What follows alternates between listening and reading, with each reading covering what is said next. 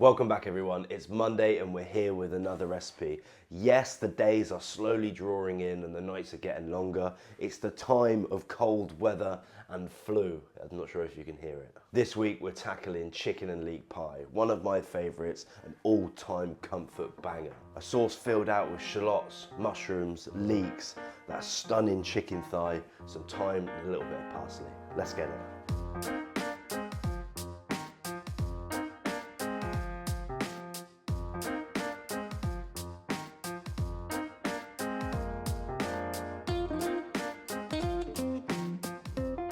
Now, like with any cooking, first things first, we want to do our mise en place. Mise en place is a preparation before you see heat. Getting all your ingredients that you're going to need to cook close to you. So we want things quite chunky. We're just going to top and bottom these shallots, take the skin off, and then we chop. Like brother and sister, you can't have onions without garlic. We just take off the top, peel it down, and then thinly slice through with your knife. Mushrooms, I've got these big stunning chestnut mushrooms. I want to keep them quite chunky, so I'm going to go in half, into quarters, into eighths, and then just leave them like that. We want these chunky, we want these recognisable in the pie. Leeks, I was once beaten with a leek and it wasn't very nice. There'll be no beating today. We've taken off the outside leaves, we've made sure it's stunningly clean. We're going to take the root off in half, and like with the shallot, I want to get these chunky semicircles and they go straight in the bowl. Now you may be thinking, Azza, Midi, chef, that's a lot of vegetables. I know, vegetables should be as integral as the meat when you're in a pie. With the sauce, the flavours from the vegetables, that's what gives it its flavour. So for the chicken side of the pie, we've gone for thigh. Thigh is the sweetest, most tender meat because it lives close to the bone. So you take your thigh, finding those natural grooves and natural lines, that goes into a bowl. Chicken's in the bowl and vegetables are on place. I'm gonna get rid of this chopping, start the cooking. Pan's up to temperature, we're gonna go oil in. I'm using sunflower oil. I don't really get hung up about oils. Some people will go to the grave about what oil you should use for what. As long as it's not virgin oil, it's not the first pressing, you're all right. Wooden spoon at the ready, because this is wooden spoon cooking. The chicken goes straight in. And you will hear it crackle and sizzle.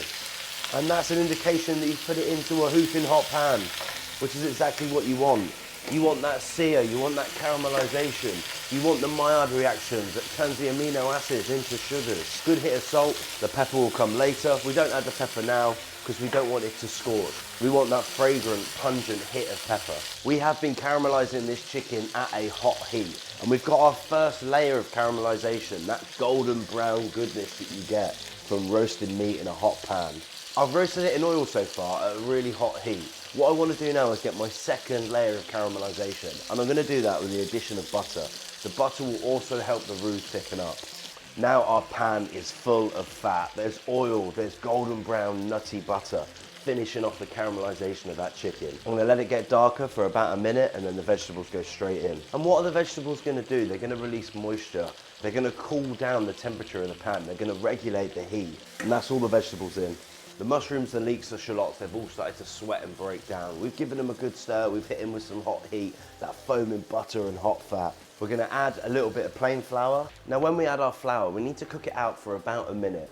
Turn your heat down at this stage because the flour can catch on the bottom of the pan. It should at this stage almost look like wet sand covering the vegetables. Not very nice to look at, but you need that flour in there cooking out to give the thickness. We add the milk. Now we've added our milk in a few stages. The reason we're doing that is because that first amount of milk is going to thicken up. When that thickens up, you want to stretch out the lumps slightly, add a little bit more milk, kind of like making a bechamel, until we end up with this stunning, velvety, creamy mix of chicken, leek and mushroom. So that's the mustard in, we put black pepper in there, little bit of chopped thyme, little bit of chopped parsley, that goes straight into the mix and we give it a good stir. Now we're at this stage where it's thick, it's seasoned, it's got the flavour of thyme and parsley, that fresh hit of mustard.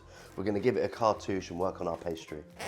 So a couple of layers of cling film, just fold it over on itself, and then we just press that straight over the mix. I've got a non-stick pie dish here, but do I trust it?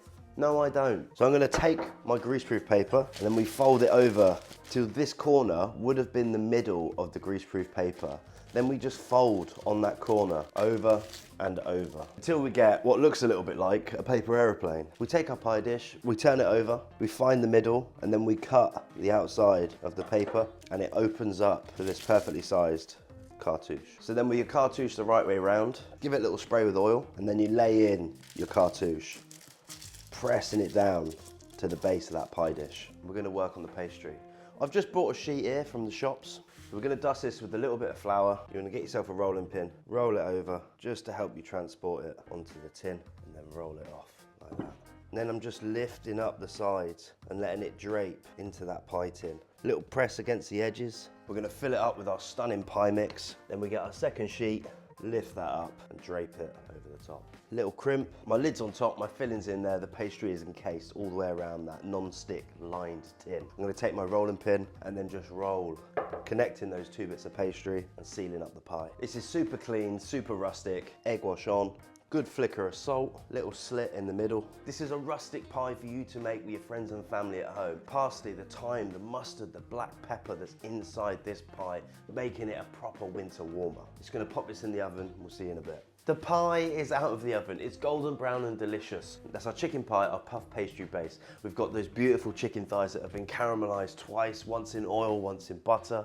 And then we're going leek, garlic, shallot, mushroom. A good hit of parsley and thyme, baked in the oven to perfection and ready to warm you up this winter. Avangio!